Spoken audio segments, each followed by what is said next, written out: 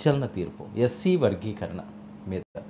So అసలు ఈ వర్గీకరణ అంటే ఏంటి, తీర్పుకి వెనకున్న ప్రధాన కారణాలు ఏంటి సార్? అంటే ఇప్పుడు చాలా కాలంగా మన తెలుగు రాష్ట్రాల్లో కూడా మాదిగ రిజర్వేషన్ పోరాట సమితి ఎంఆర్పిఎస్ పుట్టినప్పటి నుంచి ఎస్సీలను వర్గీకరించాలి, మాలలు ఎక్కువ రిజర్వేషన్లు పొందుతున్నారు, అంటే రిజర్వేషన్ల బెనిఫిట్స్ మాలలే ఎక్కువ పొందుతున్నారు కనుక మాకు అన్యాయం జరుగుతుంది అని మాదిగలు చాలా కాలంగా పోరాడుతున్నారు. ఇది రాజకీయ పోరాటం, సామాజిక పోరాటంతో పాటు చట్టపరమైన పోరాటం సుప్రీంకోర్టు దాకా వెళ్ళింది. అలాగే మాలా మాదిగనే కాదు, ఇప్పుడు మీకు ఆదివాసీ లంబాడీ కూడా ఉంది. సో ఆదివాసీ లంబాడీల మధ్య కూడా ఈ ఘర్షణ ఉంది. అయితే అఫ్కోర్స్ అక్కడ లంబాడీలను ఎస్టీల నుంచి తొలగించాలని ఆదివాసీలు అడుగుతున్నారు. కానీ అక్కడ కూడా మౌలికమైన అంశం ఏంటంటే ఈ ఎస్టీ రిజర్వేషన్ల బెనిఫిట్లను ప్రధానంగా ఆదివాసీతరులే, ప్లేన్స్ ట్రైబల్సే పొందుతున్నారనేది ఆదివాసుల వాదన.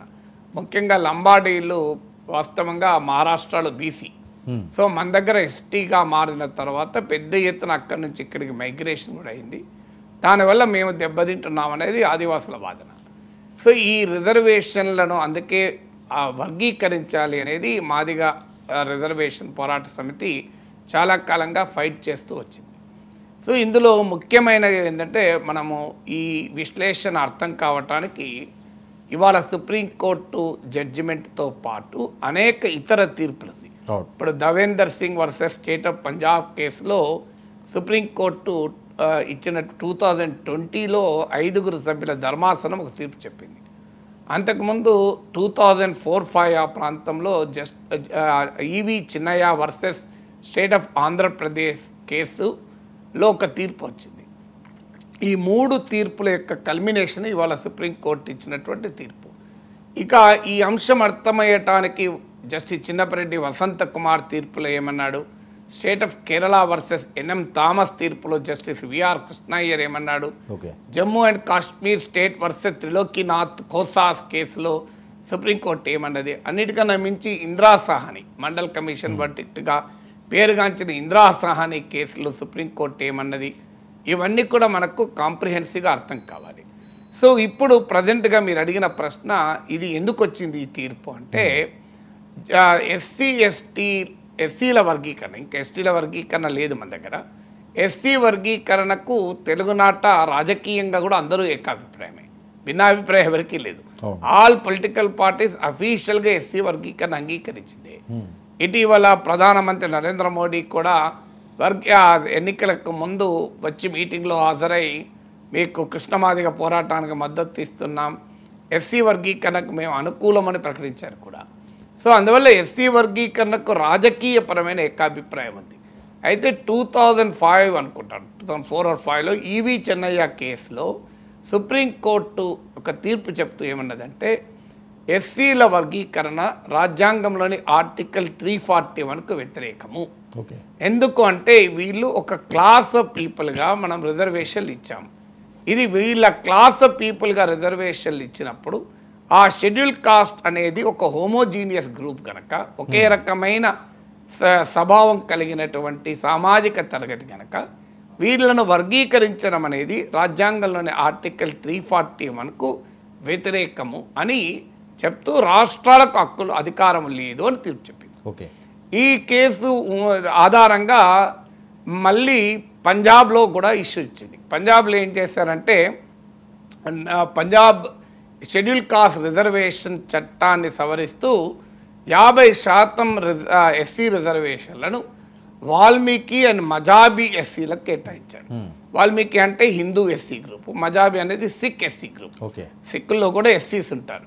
సో ఈ వాల్మీకీసు మజాబీసు సిక్కుల్లో ఉన్న ఎస్సీల్లో చాలా అత్యంత వెనుకబడినవారు, మన దగ్గర మాదిగల్లాగానే వాళ్ళు బాగా వెనుకబడినవారు. సో వీరు ఈ రిజర్వేషన్ దాన్ని హైకోర్టులో సవాల్ చేస్తే హైకోర్టు కొట్టివేస్తే సుప్రీంకోర్టుకు వచ్చింది. అదే Davinder Singh versus state of Punjab case.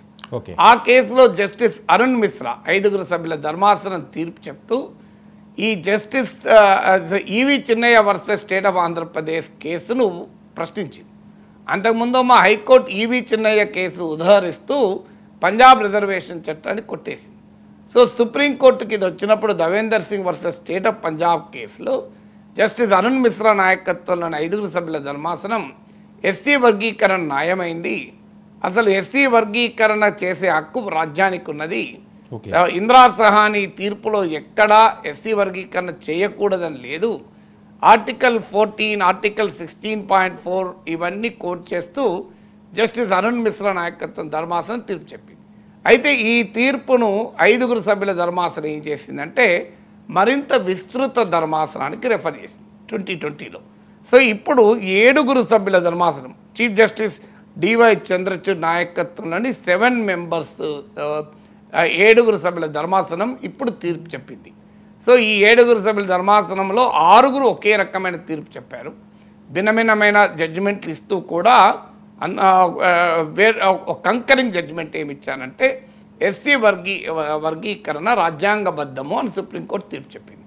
So ఇందులో ఒక్క బేలా త్రివేది, జస్టిస్ బేలా త్రివేది మాత్రం డిసెంట్ ఒపీనియన్, అంటే ఒక రకంగా ఈవి చెన్నయ్య వర్డిక్ట్ను అంగీకరించింది. ఇక మిగతా వాళ్ళు justice D Y Chandrachud, justice Gavai, justice Pankaj Mittal, justice Mishra, justice Satish Chandra Sharma, ఇలా అనేక మంది కూడా ఈ కాంకరింగ్ జడ్జిమెంట్ ఇచ్చారు. ఈ జడ్జిమెంట్లో ముఖ్యంగా 3 అంశాలు ఉన్నాయి. ఒకటి, ఎస్సీ వర్గీకరణ రాజ్యాంగబద్ధము, షెడ్యూల్డ్ కులాలను రాజ్యాంగం ప్రకారం వర్గీకరించవచ్చు, అది ఆ వర్గీకరణ ఆర్టికల్ 14 రైట్ టు ఈక్వాలిటీకి వ్యతిరేకం కాదు. ఆర్టికల్ 341 ఏం చెప్తుందంటే ముఖ్యంగా ఆర్టికల్ 341(2) రాష్ట్రపతి రాష్ట్రాలతో సంప్రదించి ఆ రాష్ట్రాలకు సంబంధించిన ఏ కులాలు ఎస్టీ లిస్టులో ఉండాలి, ఎస్టీ లిస్టులో ఉండాలి డిసైడ్ చేస్తారు. సో అందువల్ల ఆర్టికల్ 341కు వర్గీకరణ వ్యతిరేకం కాదు. ఇది 2వ పాయింట్. 3వ పాయింట్, అయితే ఈ వర్గీకరణ ఇష్టారాజ్యంగా ప్రభుత్వాలు చేయరాదు. ఒక ఎంపరికల్ బేస్ ఉండాలి. అంటే నిర్దిష్టంగా ఆ షెడ్యూల్డ్ కులాల్లోని కొన్ని కులాలు లేదా ఒక కులం ఇతర కులాల కన్నా ఎక్కువ రిజర్వేషన్లు పొందుతున్నట్లు క్వాంటిఫైయబుల్ అండ్ డెమాన్స్ట్రబుల్ డేటా ఉండాలి. అంటే నిర్దిష్టంగా సంఖ్యాపరంగా స్పష్టంగా కనిపించేటువంటి డేటా ఉండాలి, తేడా ఉండాలి.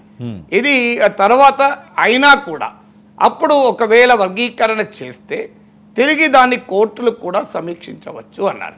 అంటే ఎస్సీ వర్గీకరణ రాజ్యాంగబద్ధము, ఇవి రాజ్యాంగంలోని ఆర్టికల్ 14, ఆర్టికల్ 341కు వ్యతిరేకం కాదు. అయితే అదే సమయంలో ప్రభుత్వం ఇష్టారాజ్యంగా తమకు నచ్చినట్లు వర్గీకరణ చేయరాదు.